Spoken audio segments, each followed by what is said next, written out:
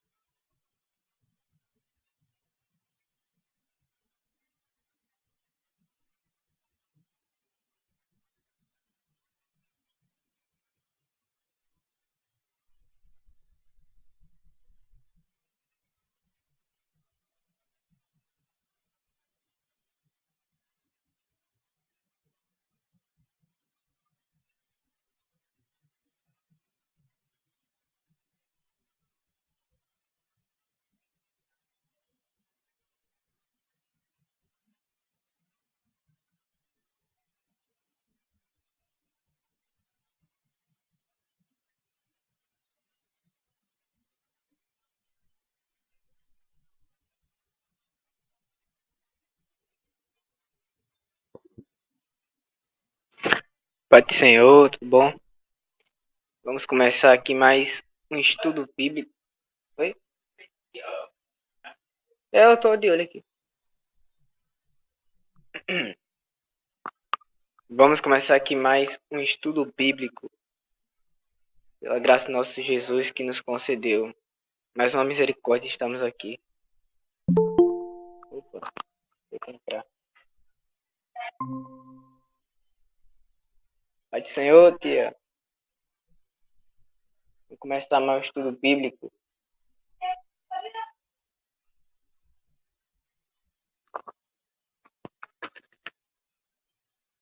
Não sei se mais alguém vai entrar.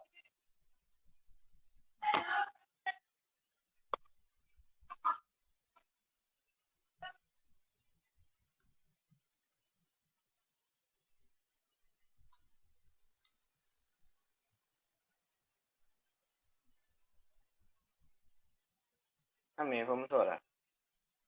Maravilhoso e eterno Pai, Deus querido. Eu quero te agradecer, Pai, por esse momento, por ter chegado até aqui, Senhor. Te agradeço pela tua infinita misericórdia de ter concedido, Pai, mais um estudo bíblico para nós. Oh, meu Pai, eu quero te agradecer pela vida de cada um, Senhor. Quero te agradecer pelos nossos companheiros daqui. Quero te agradecer pela tua infinita misericórdia, pelo teu imenso amor para conosco. Pai, obrigado por mais uma oportunidade, Senhor, que o Senhor tem nos dado. Quero te pedir perdão, Senhor, por nossas falhas. Perdão. Muitas das vezes pecamos sem perceber, Senhor Jesus. Nos perdoa, nos purifica, nos lava de todo pecado, Senhor. Lapida no nosso coração conforme o teu querer, Senhor. Venha nos transformar e encher da tua glória, Pai, para fazer o que é certo. Oh, meu Pai, eu te peço que continue abençoando a vida de cada um. Abençoe a vida dos que estão aqui, dos que estão no grupo, Senhor, toda a igreja, os teus servos em todo o mundo, Pai. Continue abençoando poderosamente. E Hosana, o filho de Davi, venha nos buscar. Nós aguardamos a tua chegada, meu Pai. É isso que eu te agradeço e te peço, Pai. Em nome de Jesus. Amém. Amém. E aí, tudo bom, pessoal? Tudo bom, Arthur? Amém. Oi, A paz do amém. Senhor. Boa tarde, tudo bem? Tudo bem, graças a Deus. Muito feliz de escutar sua voz. Amém. Deixa eu chamar a Adonis.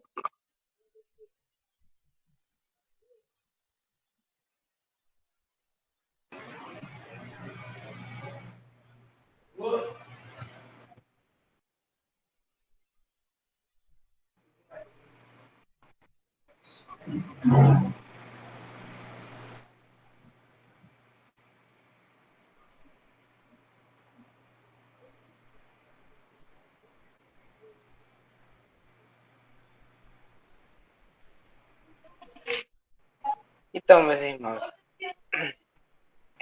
Oi?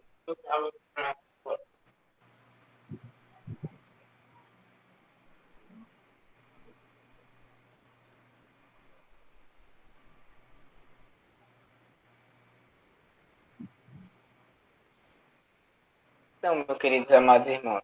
No estudo anterior, a gente estudou Mateus 21, né? Falamos sobre diversos temas, parábolas, e hoje também vamos começar com uma parábola também. E as duas parábolas que a gente estudou, que foi a dos lavradores maus, se eu não me engano, e da... Eu esqueci o outro que teve, mas essas três parábolas, elas estão relacionadas. E, como bem sabemos, Jesus veio para confrontar, primeiramente, o pecado e as potestades malignas, e também aos falsos líderes e às doutrinas humanas, que são os fariseus, saduceus, e por isso que Jesus pregava duramente, também através de parábolas. E aí que a gente vai começar com a parábola das bodas,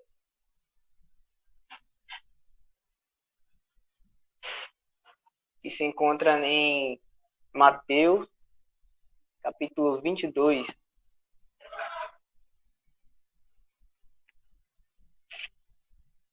Mateus 22, versículo 1 ao 14. E diz assim: Então Jesus, tomando a palavra, tornou a falar-lhes em parábolas, dizendo: O reino dos céus é semelhante a um certo rei que celebrou as bodas de seu filho, e enviou os seus servos a chamar os convidados para as bodas, e estes não quiseram vir. Depois enviou outros servos, dizendo: Dizei aos convidados: Eis que tenho meu jantar preparado, os meus bois e cevados já mortos, e tudo já pronto. Vinde às bodas. Porém, não fazendo caso, foram um para o seu campo e outro para o seu negócio. E os outros, apoderando dos servos, o ultrajaram e mataram. E o rei, tendo notícia disso, encolherou-se e, enviando os exércitos, destruiu aqueles homicidas e incendiou a sua cidade. Então disse aos servos: As bodas, na verdade, estão preparadas, mas os convidados não eram dignos. E depois as saídas dos caminhos, e convidais para as bodas a todos o que encontrardes. E os servos.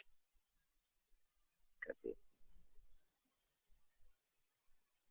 E os servos, saindo pelo caminho, ajuntaram todos quanto encontraram, tanto maus como bons. E a festa nupcial ficou cheia de convidados. E o rei, entrando para ver os convidados, viu ali um homem que não estava trajado com veste nupcial. E disse-lhe: Amigo, como entraste aqui, não tendo veste nupcial? E ele emudeceu. Disse então o rei aos servos: Amarrai-o de pés e mãos, levai-o e o lançai nas trevas exteriores. Ali haverá pranto e ranger de dentes, porque muitos são chamados, mas poucos escolhidos. Amém? Como eu havia dito, meu irmão, essa parábola. Oi, tia. A, a chamada é para o Ismael. Instagram. Tá. Deixa eu mandar aqui.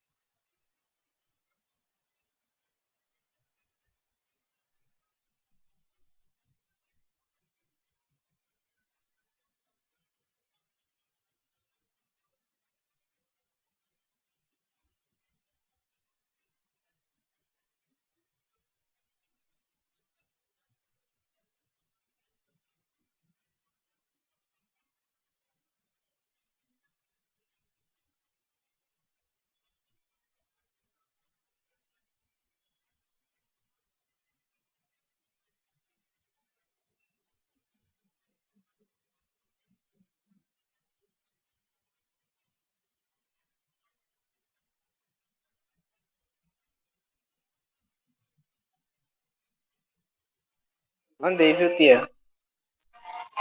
Mandei no Instagram dele. Ah, cara.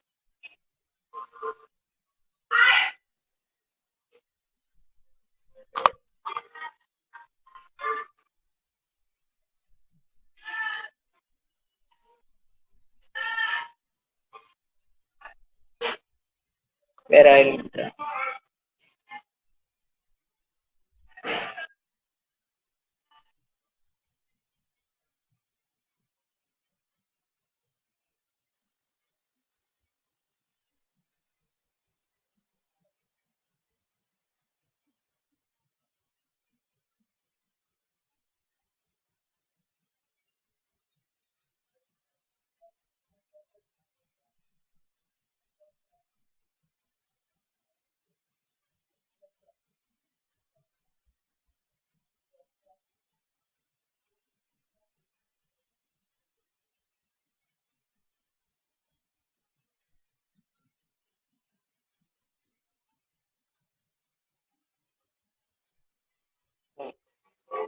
E aí, tio? O Mael conseguiu não entrar, não?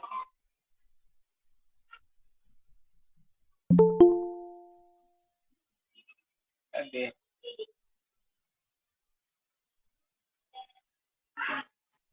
Pronto.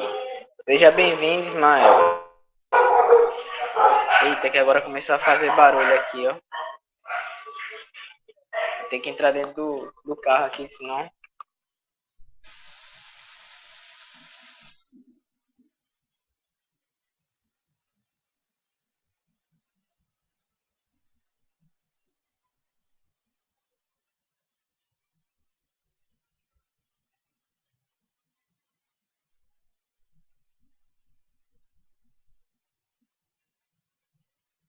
Entrei aqui dentro do carro pra ver se o barulho, né, não faz tanto pra gente focar mais aqui.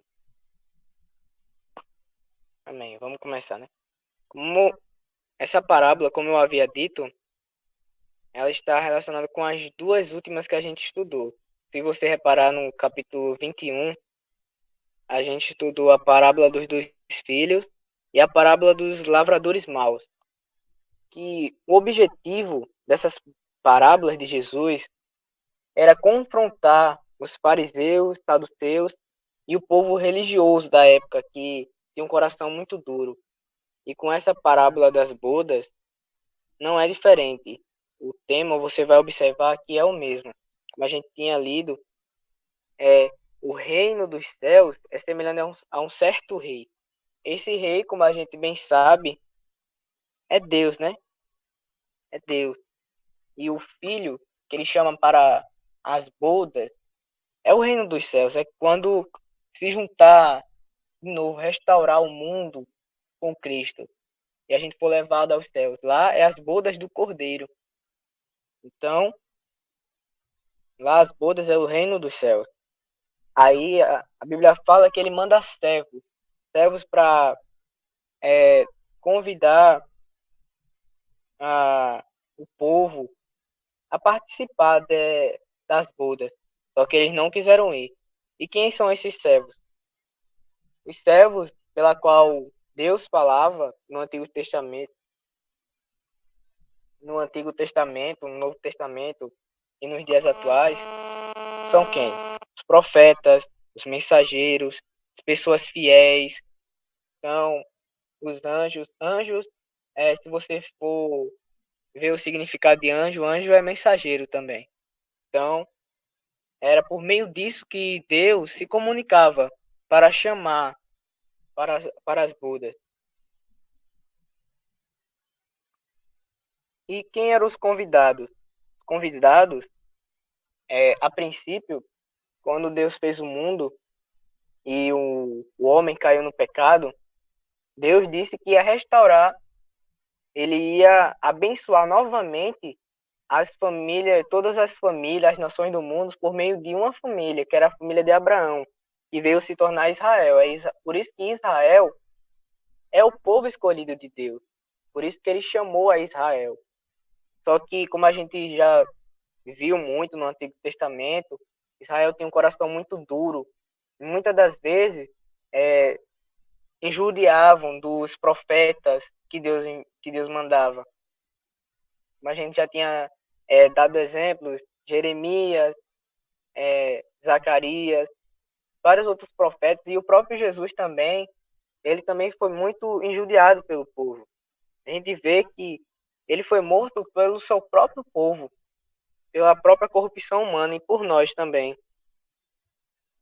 Por isso que a gente vê nessa parábola que os convidados a quem Deus chamou já mataram, trajaram demais dos profetas. E o rei se encolerou-se. O que é se encolerar? É cirou, né? Encheu de ódio. Teve uma ira santa. Então, ele enviou os exércitos, destruiu todos aqueles homicidas. E então incendiou a sua cidade. O que a gente também pode ver que aconteceu mesmo. A gente vê que já aconteceu vários exílios em Israel, né? Quando foi levado pela Babilônia, os medos persas, os gregos e os romanos. E ainda vários outros povos que o Senhor deu Israel na mão de outros povos também. E a gente vê aqui que o rei fala. As bodas, na verdade, estão preparadas, mas os convidados não eram dignos. Ou seja, quem estava chamando não eram dignos de ter, de participar dessa festa. Paulo fala que a mensagem da cruz ela é loucura para quem perece. Então, muitas das vezes a gente fala do amor de Cristo para as pessoas do mundo com um bom sentimento, sabe? Uma boa, uma boa intenção de realmente pregar a palavra. Só que muitas das vezes aquela pessoa nos trata mal, nos ofende. Por quê? Porque não há união entre as luzes e as trevas. Quem está no mundo, a gente sabe que não pode ser nem ela pode até não ser a pior pessoa do mundo, mas ela sabe que ela está em trevas. Ela sabe, a gente sabe que ela está na escuridão e a gente sabe que as trevas elas não se misturam com a luz. O que acontece quando você chega num quarto escuro e liga a luz? Enclareia tudo, né? Então é dessa forma. É por isso que acontece isso. Não eram dignos de participar das bodas. Mas o rei manda os servos ir pelo caminho e chamar todos que eles viam, cegos, coxos, bons e maus. Eles chamavam a todos. E ali, quando ele chamou a todos, diz que a Bíblia fala que a festa ficou cheia dessas pessoas. Só que havia um homem que não estava trajado com as vestes de festa. E o que é que acontece? O rei pergunta, amigo, como entraste aqui, não tendo veste nupcial? E ele se calou, ele ficou quieto. Então disse o rei aos servos, amarrai-o de pés e mãos, levai e lançai nas trevas exteriores. Ali haverá pranto e ranger de dentes. Porque muitos são chamados, mas poucos escolhidos. Ou seja, meus irmãos, não basta a gente ser só convidado. Não basta a gente só estar numa igreja, dizer que a gente é da igreja tal, é da igreja tal. Não, não é isso que leva a gente para o céu. Não é a nossa congregação, não é a igreja em si. É só Jesus Cristo que nos leva através da nossa fé. E uma fé sem obras é morta. Então, é pessoal, a salvação é pessoal. Não é porque estamos no meio de um povo de Deus que automaticamente nós também somos, sem fazer nenhum esforço. Entendeu? Mas eu não quero dizer aqui que a igreja é inútil, que não precisa, que o crente não precisa de igreja. Não, não é bem assim. O que é uma ovelha sem o seu rebanho? Você já pensou? Uma ovelha solta por aí, ela não vai durar muito tempo, né? Os animais selvagens vão devorar ela, vão caçar ela. Então é da mesma forma. E como a gente vê na parábola do filho pródigo, quando o bom samaritano curou aquele homem que estava caído no chão, ele não levou logo para sua casa. A gente repara que o bom samaritano não levou aquele homem para sua casa. Ele deixou no hospital para sarar as feridas. E é do mesmo modo com a gente. Quando Jesus nos salva, ele não leva a gente logo para o céu. Ele deixa a gente no hospital, que é a igreja. E no hospital, a gente sabe que tem pessoas pecadoras também, pessoas falhas, cheias de doenças. E é exatamente isso que é a igreja. A igreja não é um lugar perfeito, que a gente todos ali são santos, não. É um hospital, a gente vai encontrar muitos doentes, mas é ali onde todos estão procurando a santificação, estão procurando a saúde, a salvação, entendeu? Então essa é a nossa interpretação da parábola das bodas. Amém, meus irmãos? Alguma dúvida? Alguma coisa para acrescentar? Se quiser falar, fica à vontade, viu?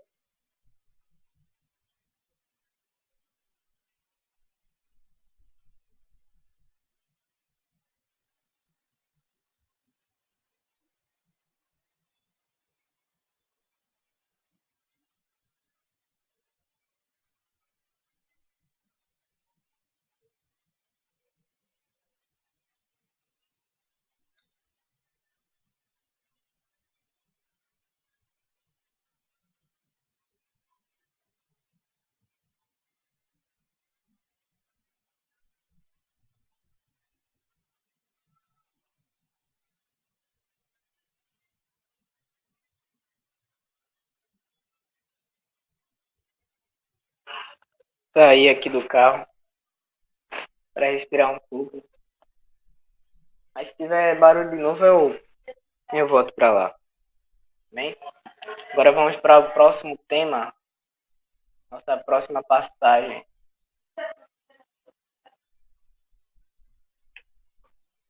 A questão do tributo.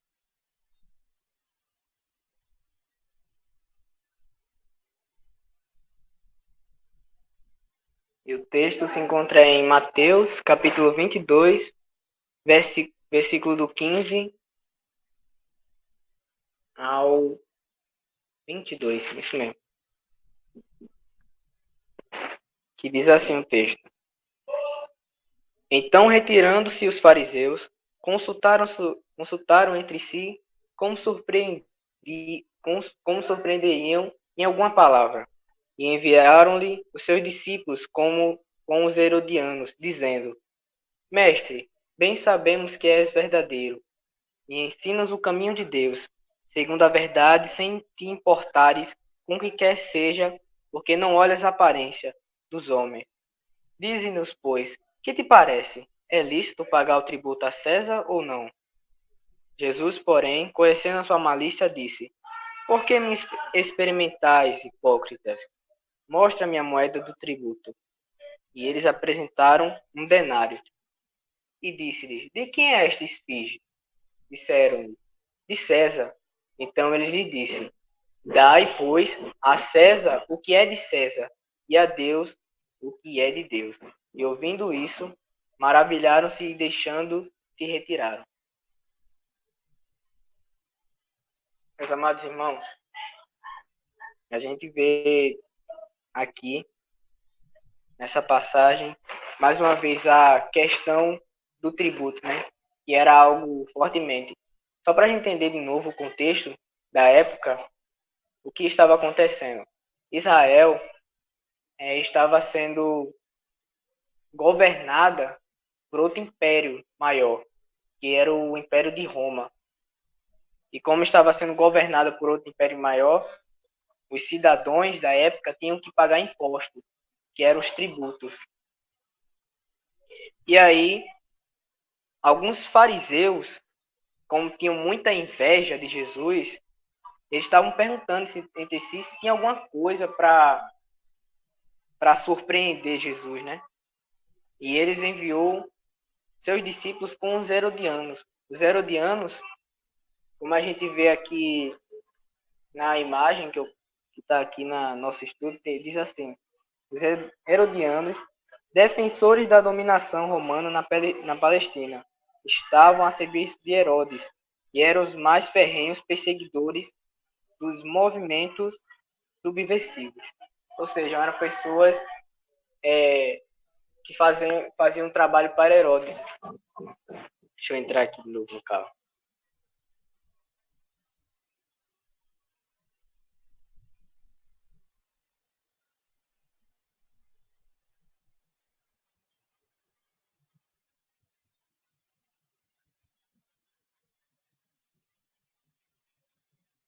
Entrei aqui no carro. Daniel na fornalha. Enfim, como a gente estava falando, os herodianos eram homens que defensores, né, da dominação romana na Palestina, e estavam sendo tinha um chefe que era Herodes, o rei Herodes. E aí os fariseus mandou esses homens junto com seus discípulos para tentar Jesus, né? Que a gente sabe que a intenção dos fariseus era essa, só tentar Jesus. Aí, da malícia do coração deles, eles foram bajulando, tentando enganar Jesus, bajulando ele. Mas a gente pode ver aqui no 16, que diz assim, Mestre, bem sabemos que é verdadeiro e ensinas o caminho de Deus, segundo a verdade, sem te importares com o que é que seja, porque não olhas a aparência dos homens. Ou seja, eles foram, né, tentando elogiar Jesus, eles iam tentar enganar Jesus ali, na mente deles, tentar enganar Jesus. Só que no 18 a gente vê que Jesus já conhecia a malícia deles. E a pergunta que eles fizeram era se era lícito, era correto pagar César o tributo. Porque Israel, já que Jesus se considerava o Messias, que era o libertador, por que tinha que então pagar o tributo a gente tinha que pagar imposto a reis desse mundo? Aí Jesus dizia: mostra a minha moeda. E ele mostrou. E provavelmente era essa que a gente está vendo aí na imagem, que era um denário. Ele mostrou. Ele perguntou: de quem é essa esfinge? Disseram: é de César. Então Jesus disse: então, dai a César o que é de César, e a Deus o que é de Deus. A gente vê mais uma vez, como a gente estava falando, que a questão da autoridade terrena. Meus irmãos, a gente vê que Paulo já falou uma vez que devemos ser submissos à autoridade, porque toda autoridade é dada por Deus. E quando ele falava isso, ele não só se referia ao pastor, ao dirigente, não, ele falava de toda a autoridade em si, até autoridade política. E o que é ser submisso? A gente vê isso na história de Daniel, de Mesaque, Sadraque e Abednego, que foram levados cativos à Babilônia, mas o coração deles, que foram trabalhar no Palácio Real, não era de tentar enganar o rei para tentar matar o rei, não. Eles eram servos fiéis ao rei. Adotaram, não adotaram, né, mas botaram o nome de outros deuses em naqueles 4 jovens e eles seguiam, entre aspas, o costume babilônico, né? Só que a gente vê que eles tinham limites até onde eles seguiam, até onde eles obedeciam. A gente vê que na história de Sadraque, Mesaque e Abednego, eles não se curvaram perante a estátua. Por mais que eles fossem obedientes ao rei, eles sabiam que o maior rei deles era o rei que estava no céu. O único rei deles era o rei de Israel, que era Yahvé. Então eles tinham um limite no seu coração. E assim como a gente vê com Daniel também, que mesmo o rei dando uma ordem, decretando uma ordem para parar de orar, parar de ter devoção a qualquer outro Deus, se não for o rei, e Daniel não parou de orar. E a gente vê nessas histórias é que Deus, como foram fiéis a ele, Deus também foi fiel a Daniel e na vida de Sadraque, Mesaque e Abednego, livrando eles da morte. Então é dessa forma na nossa vida. Meus irmãos, não é correto, eu vou dizer uma coisa que muita gente pensa ao contrário, mas Deus não se agrada quando a gente pede a morte de um político que a gente não concorda. Não concorda, Deus não concorda quando a gente faz uma revolta em protesto, assim, derrubando tudo, escandalizando o evangelho de Cristo. Essa não é a vontade de Deus. A vontade de Deus é que a gente chame pelo Messias, deixe a justiça na mão de Deus. O Deuteronômio fala: a vingança é minha. Então deixe a vingança, a justiça com Deus. Amém? Então é dessa forma que a gente deve viver como cristão. A gente deve ser submisso à autoridade, mas por limites. Nem tudo a gente vai fazer. Se quebra algum mandamento bíblico, a gente não vai fazer só porque um político está mandando. Não, de jeito nenhum. Nem que isso cause a morte da gente. A gente não vai quebrar nossos preceitos bíblicos. Mas se é coisas que a Bíblia não fala a respeito, que é sobre pagar imposto, então, que na época de Jesus, então a gente deve fazer isso, já que é uma obrigação. Mas se é alguma coisa que quebra preceitos bíblicos, a gente não vai fazer, a gente não vai nos calar, não vai se calar, entendeu? Amém?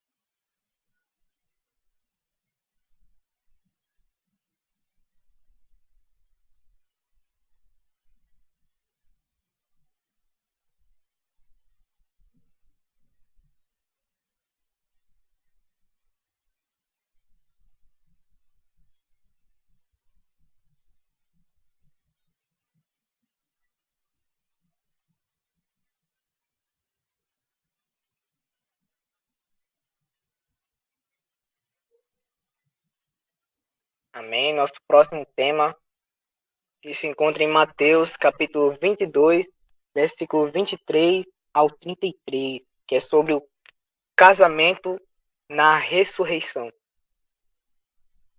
Alguém se disponibiliza a ler?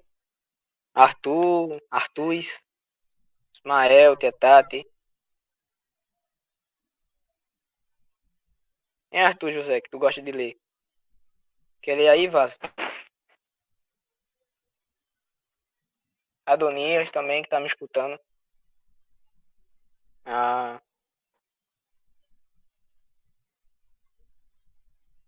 Entendi.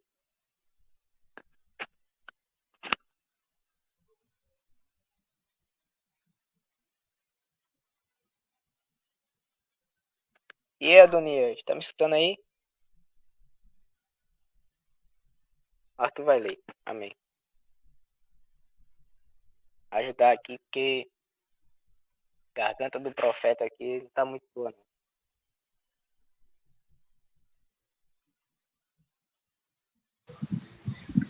Amém, amém. Amém, Arthur vai ler aqui. Pode começar, né? Mateus 22, 33, né? 23, 33. Não, 22, 23 ao 33. Beleza. Vamos embora. Naquele dia, alguns saduceus, que dizem não haver ressurreição, aproximaram-se de Jesus e lhe perguntaram: Mestre, Moisés disse: se alguém morrer não tendo filhos, o irmão desse homem deve casar com a viúva e gerar descendentes para o falecido. A página virou aqui. Continuando. Ora, havia entre nós 7 irmãos. O primeiro, tendo casado, morreu, e não tendo descendência, deixou sua mulher para o seu irmão. 26. O mesmo aconteceu com o segundo, com o terceiro até o sétimo. Por fim, depois de todos, morreu também a mulher. Portanto, na ressurreição, de qual dos 7 ela será esposa? Porque todos casaram com ela. Jesus respondeu: o erro de vocês está no fato de não conhecerem as Escrituras nem o poder de Deus. Porque na ressurreição nem casam, nem se dão em casamento, mas são como os anjos no céu. Enquanto há ressurreição dos mortos, vocês nunca leram o que Deus disse a vocês. Eu sou o Deus de Abraão, o Deus de Isaque e o Deus de Jacó. Ele não é Deus de mortos, e sim de vivos. Ouvindo isto, as multidões se maravilharam da sua doutrina. Amém? Amém. Obrigado, varão. Deus abençoe. Amém, Ismael. Bom, a gente vê aqui nessa passagem que no mesmo dia chegaram junto de Jesus saduceus, que, diferente dos fariseus, eles não concordavam que haveria ressurreição, que era a ressurreição, era trazer os mortos de volta à vida, né? Que na vinda do Messias, os mortos ressuscitariam, né? Que até em Israel tem um cemitério lá que todas, eu não sei a direção correta se é para o norte, se é para o oeste, mas tem as tumbas viradas para um lado, sabe? Para quando que tem uma profecia que o Messias viria desse lado, viria ou é do oeste, eu não sei. Aí os mortos se levantariam para frente de Jesus, para frente do Messias. Só que os saduceus não concordavam com isso, eles não acreditavam. Aí eles foram tentar Jesus também, né? Dizendo que se alguém morrer não tendo filho, ou seja, se eu morrer, eu me casei, mas eu não deixei filhos. Na lei de Moisés, eu deveria deixar a minha esposa para o meu irmão, já que eu morri e não deixei descendentes. Só que o saduceus disse, só que em nós tiveram 7 irmãos. O primeiro se casou, não teve filhos. Aí nem o segundo teve filhos, passou a mulher pro terceiro, pro quarto, pro quinto, pro sexto, pro sétimo, pro oitavo. pro nono e morreu a mulher. Aí eles perguntam a Jesus se quando na ressurreição, vendo que todos esses homens se casaram com essa mulher, ela será mulher de quem? Aí Jesus, ouvindo isso, diz: o erro de vocês é que vocês não entendem, não conhecem das Escrituras, vocês não conhecem da palavra de Deus. Porque na ressurreição, no céu, não são dados em casamento e nem se casam. Por quê? Porque serão como os anjos no céu. Ou seja, Jesus está dizendo aqui é que lá no céu a graça de Deus vai ser tão grande, o amor de Deus vai ser tão grande no nosso coração que a gente não vai sentir essa carência, essa vontade de se casar, porque o amor de Deus já vai nos preencher. A gente não vai sentir mais necessidade de nada. Entendeu, meus irmãos? E é dessa forma que deve ser nossa vida também. Se a gente tem Deus como primeira coisa no nosso coração, a gente não fica preocupado nem desesperado em se casar logo, não. Na realidade, isso é um dos maiores erros dos crentes de hoje em dia, é estar desesperado para casar, achar que a felicidade vem pelo casamento. Não é bem assim. Em Salmos 119 fala: só o Senhor para satisfazer o nosso coração. Então, não é por casamento, não é porque não é porque seu time ganhou, não é porque você ganhou alguma coisa que você vai satisfazer seu coração, não. É só no Senhor. Porque tem um filósofo que fala: no coração do homem há um vazio do tamanho de Deus. E enquanto você não deixar Deus preencher esse vazio seu com Ele mesmo, você vai tentar botar outras coisas para tentar preencher. E vai botando e vai botando. E nada disso vai satisfazer seu coração. E é por isso que a gente deve procurar a Deus. A nossa carência emocional deve ser em Deus. Assim como Moisés, quando o povo peca, Moisés clama e chora ao Senhor, dizendo: meu Deus, eu não vou subir para a terra que tu vai me dar se a tua presença não estiver comigo. Isso não é lindo? Então deve ser assim na nossa vida. A gente deve pensar: meu Deus, se tu não estiver comigo, se tu não segurar na minha mão, eu não vou. Porque do que adianta eu ganhar o mundo inteiro, mas eu não estiver do teu lado? Então é desse mesmo modo. Nossa carência emocional deve ser em Deus. Não estou dizendo que você deve procurar se casar ou viver um celibatismo pro resto da vida, não, mas vá orando que no momento certo Deus vai mandar o seu prometido, a sua prometida. Amém? Mas enquanto isso, busca ao Senhor de todo o coração, busca ao Senhor fervorosamente, que Ele vai mandar um vaso escolhido para você também, uma vaso escolhida. Porque muitos jovens, meninos, querem Rebeca, mas não querem ser Isaac. Aí querem Rebeca, mas não querem ser um servo fiel a Deus. Então é do mesmo modo. A gente tem que procurar a Deus enquanto se pode achar. Preencher Ele no nosso coração, para a gente não sentir mais prazer em pecado, mais prazer em nada desse mundo pode oferecer. Porque lá no céu, já que não se dá em casamento, e nossa vida é um sopro, nossa vida no instante passa, então lá no céu a gente não vai se lembrar, ou pode até se lembrar, mas a gente viveu uma vida tão preocupada em se casar que e tinha tanto tempo para você buscar a Deus. Entende o que eu quero dizer? Então é dessa forma. Busque primeiro o reino dos céus e as outras coisas vos serão acrescentadas. Amém?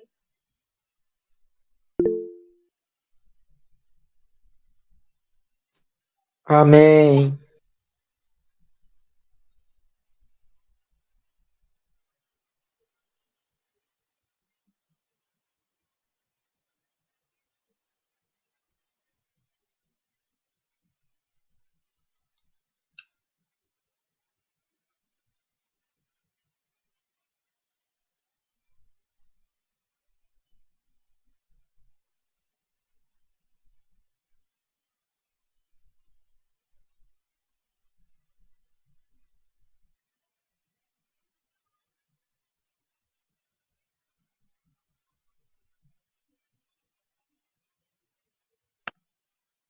E aí?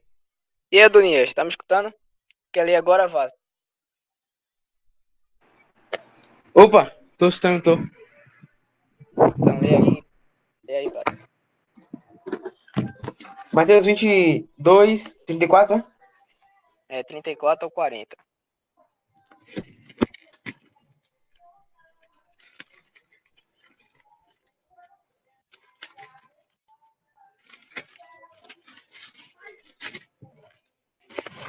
Vinte e dois, 34 ou 40. Uhum.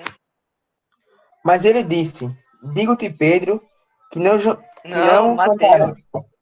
Mateus. Mateus. Virou a folha aqui. Eu te parei. 20. Ah, Adonias.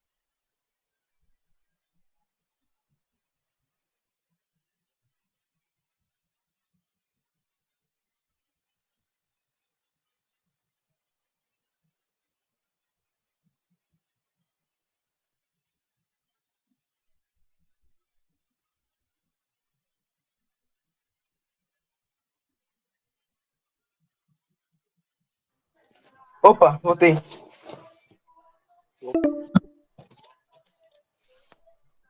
Poxa, Adonias, tu botou limite, foi?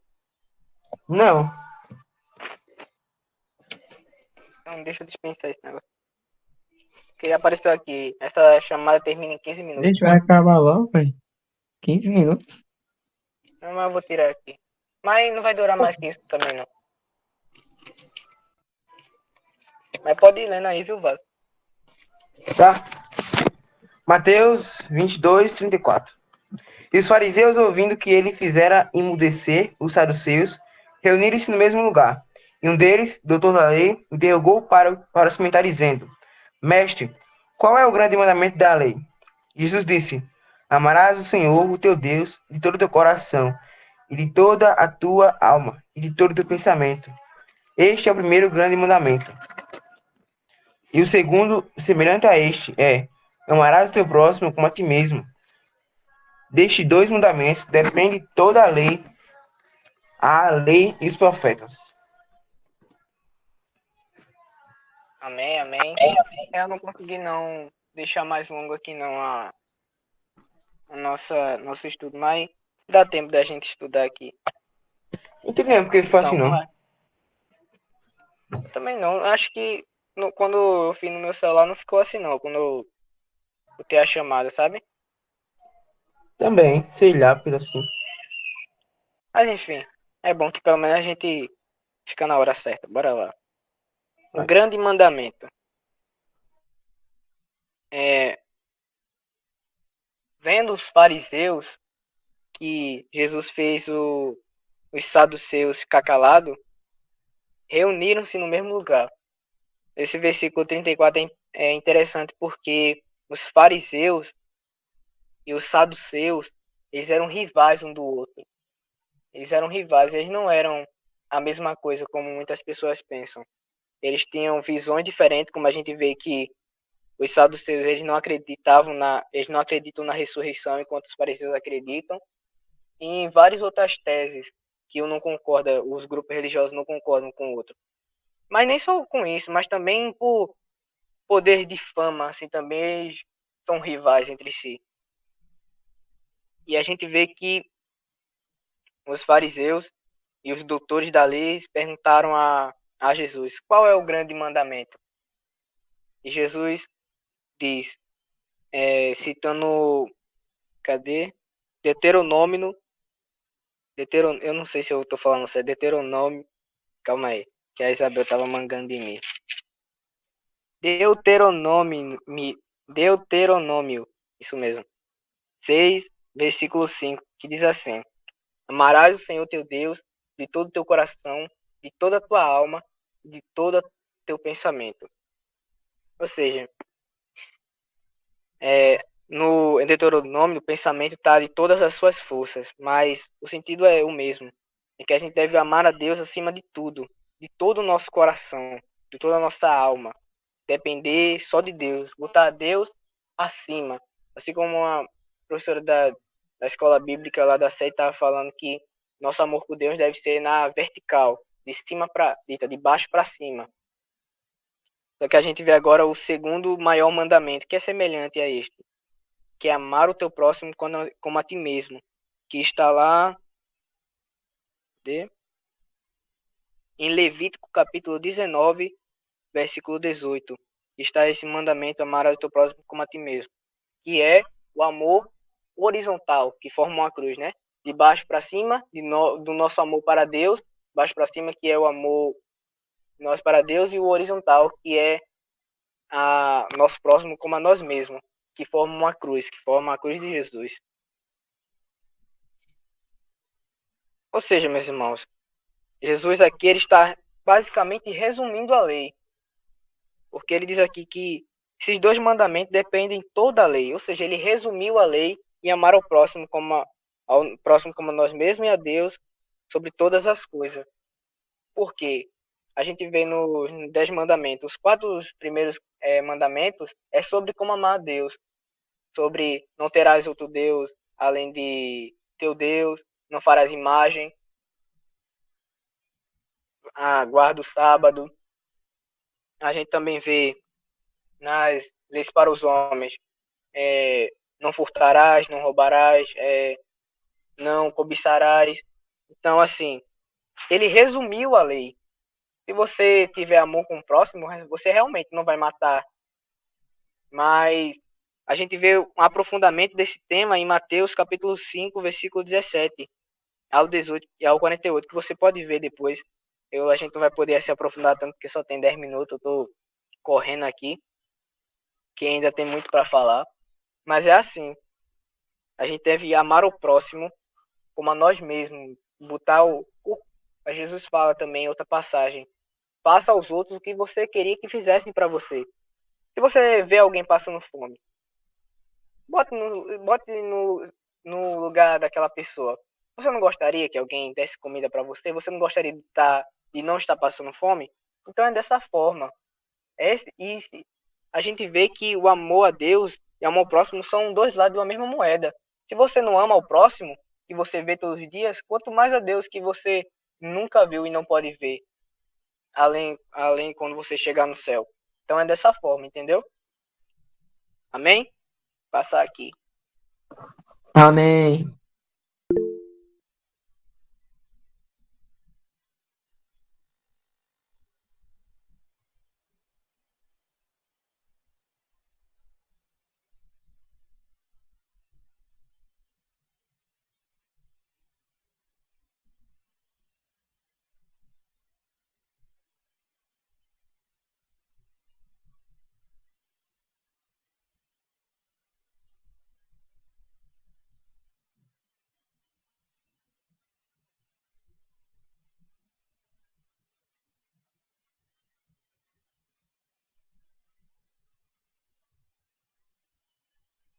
Amém? Agora nosso próximo tema. Mateus capítulo 22, versículo 41 ao 46.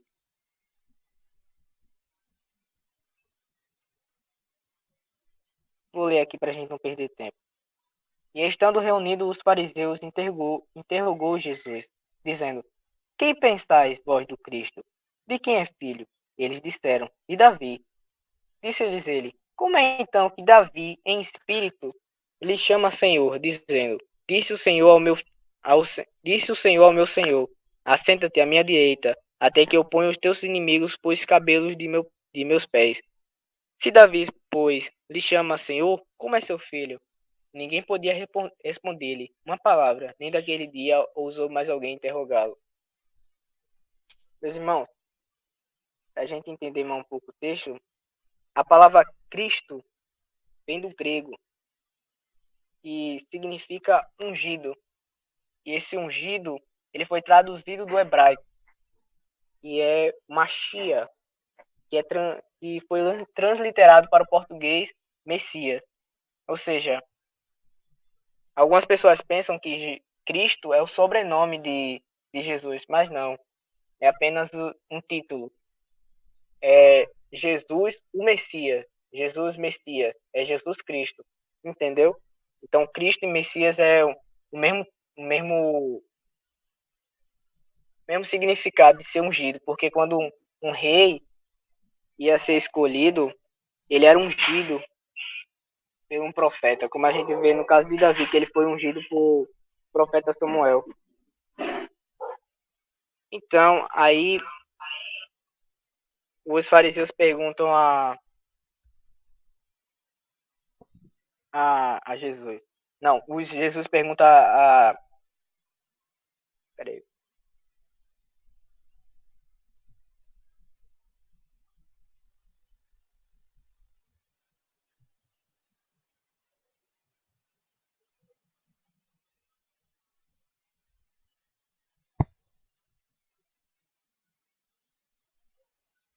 Então, a gente vê aqui que Jesus questiona os fariseus. De quem é filho o Messias? Eles respondem, de Davi. Então, como é que Davi, no Salmo, cadê o Salmo 110, versículo 1, diz que o Messias é o Senhor dele? Porque a gente sabe que Deus fez uma profecia a Davi dizendo que o Messias, o libertador de Israel, viria da linhagem de Davi. A gente vê que viria um cetro de Judá, que era Davi, e depois era o Messias, que era o maior rei que ia vir. Aí a gente vê que Davi reconhecia que o seu filho, entre aspas, era maior que ele. Era maior que ele. Por isso que depois disso ninguém ousou interrogá-lo. Amém? Eu falei um pouco mais apressado aqui, porque a gente já tá em 5 minutos. A gente vai pro próximo tema. Passa aí, Adonis. Não, não, não. Boa, rapaz. Bom, Mateus 23, que é Jesus sem ser os escribas e fariseus.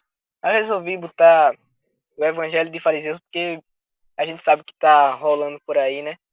E como é um tema relacionado só para chamar a atenção dos irmãos, eu decidi botar esse título aí. Que é basicamente isso, né? Bom, como o texto é muito longo, depois você faz uma leitura depois quando terminar aqui, só pra gente não perder muito tempo, sabe? Só tem 4 minutos. Aí, bom, meus amados, Jesus dá um sermão contra os fariseus e os escribas. Os fariseus, como a gente viu, eram homens de uma seita religiosa lá em Israel, que surgiu no segundo templo, no reinado dos Medos e Persas. Os saduceus eram um grupo religioso contra, rival dos fariseus, mas não é porque eles eram rivais que eles eram boas coisas, não. Era do mesmo modo que os fariseus, eram pessoas religiosas que só buscavam os bens para si. E os escribas do mesmo modo, eram pessoas que falavam, é como se eles lessem a palavra para a congregação de Israel. É desse modo. Só que a gente vê que Jesus vai dizer que não era para a gente tentar imitar, nem o povo de Israel tentar imitar os fariseus, porque eles falam, mas eles não cumprem as promessas. Eles não cumprem as palavras que eles falam. Porque, passa aí, Adonis. Se você quiser, você pode ver aí alguns símbolos que eram os fariseus que a gente vê aí, que Jesus fala. Que eles gostavam de ser chamados de professores, para aumentar o ego deles.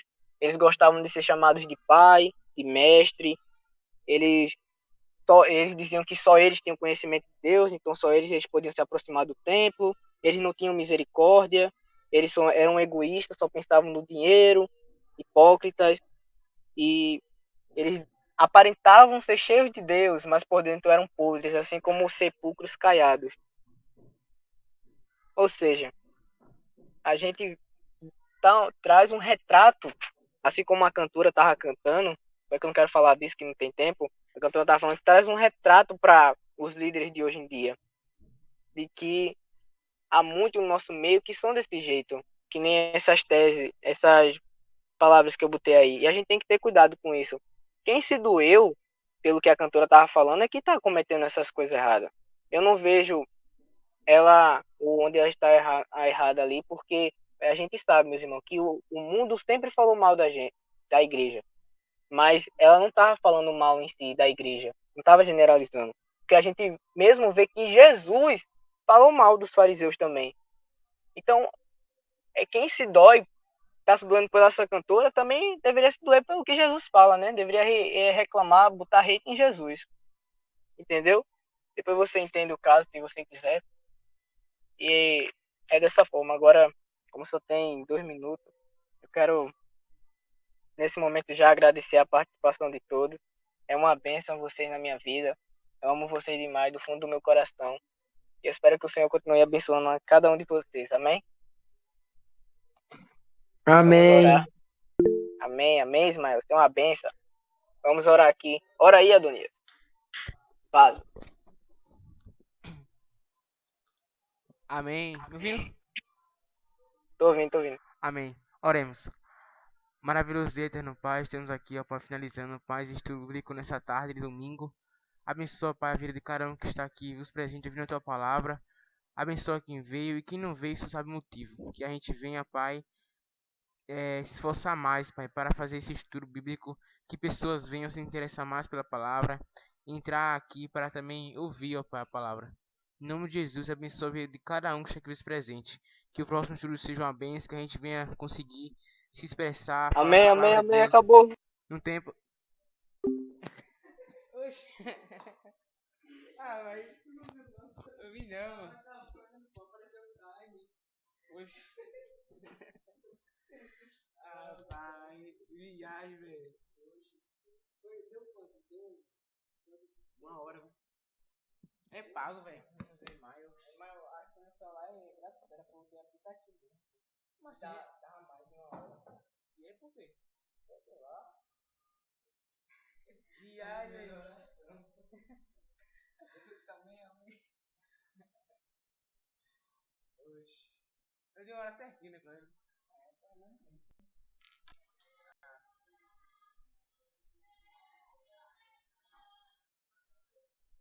Viagem, velho.